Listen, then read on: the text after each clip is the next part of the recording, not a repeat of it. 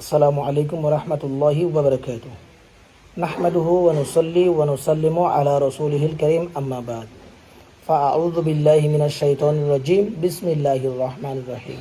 ইয়া আইয়ুহাল্লাযীনা আমানুত্তাকুল্লাহ ওয়া কুনু মা'আস সাদিকিন। সাদাকাল্লাহুল মাওলানাল আযীম ওয়া সাদাকা রাসূলুহুন নাবিয়্যুল হাবিবুল কারীম। আলহামদুলিল্লাহি রাব্বিল আলামিন। আল্লাহ রাব্বুল আলামিন পবিত্র কোরআনে ইরশাদ করেছেন যে তোমরা আল্লাহকে ভয় করো এবং সত্যবাদীদের সঙ্গী হয়ে যাও। সুবহানাল্লাহ। আল্লাহ রাব্বুল আলামিন সূরা মুমিনের 28 নম্বর আয়াতের মধ্যে ইরশাদ করেছেন, ইন্নাল্লাহা লা ইয়াহদি মান হুয়া মুসফিরুন কাযযাব। রব্বুল আলামিন নিশ্চয়ই সীমা লঙ্ঘনকারী এবং মিথ্যাবাদীদেরকে হেদায়েত দান করেন না। কওমি গণনার আলেম জনাব মামুনুল হক, যিনি কিছুদিন আগে 501 নাম্বার নিয়ে বেশ সমালোচিত হয়েছিলেন, আবার কওমিদের আকাবিরদের বিরোধিতা করে নির্বাচনও করেছেন। মায়ের চেয়ে মাসির দরদ বেশি বলে একটা কথা আছে।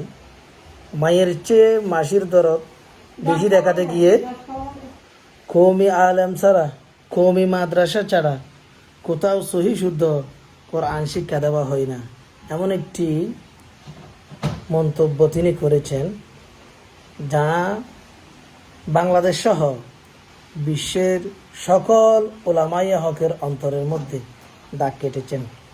শুধু তাই নয়, তিনি এই একটি ঘটনা নয়, বাংলাদেশের মধ্যে আলেম উলামার মধ্যে যত ঝগড়া বিবাদ, দেশ নিয়ে যত বিরোধিতা, যত মারামারি হাঙ্গামা, সকল কিছু তিনি একজনই করেন।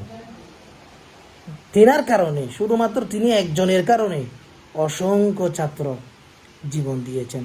শুধু তিনি একজনের কারণে অসংখ্য গাড়ি ভাঙচুর হয়েছে।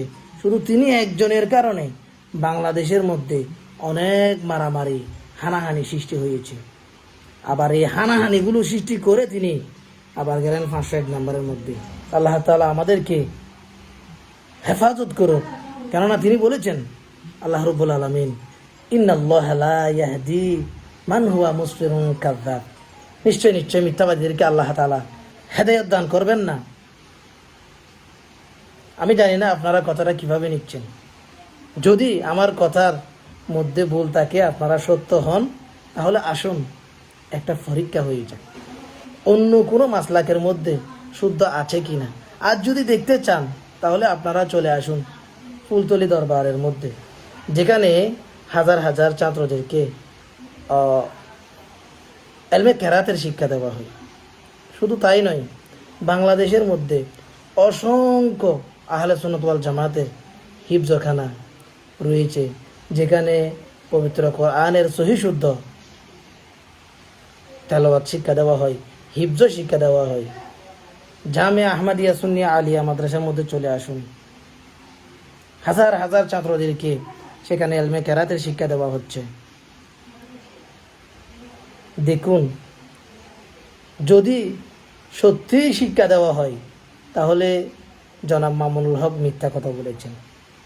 যদি তিনি মিথ্যা কথা বলেন, তিনি কখনো আলেম ওলামাদের আকাবির হতে পারেন না। অন্ধ চোখ নিয়ে বসে থাকবেন না। হয়তো অনেকে তাহাকে মহব্বত করেন, মহব্বতের কারণে তিনি যে সব কথাই সত্য বলেন এমন হতে হবে তা না। তিনি যে সঠিক এমন না, তিনারও ভুল থাকতে পারে। আমি বলবো, জনাব মামুনুল হক, অতি দ্রুত আপনি আপনার ভুল শুধরে নেবেন। তা না হলে আপনি একজন মিথ্যাবাদী হিসেবে বাংলাদেশের বুকে বসবাস করবেন, এবং আমরা এটাও ধরে নিব যে আল্লাহ রাব্বুল আলামিন আপনাকে হেদায়েত দান করবেন না, আপনি পথভ্রষ্ট। ধন্যবাদ। আসসালামু আলাইকুম।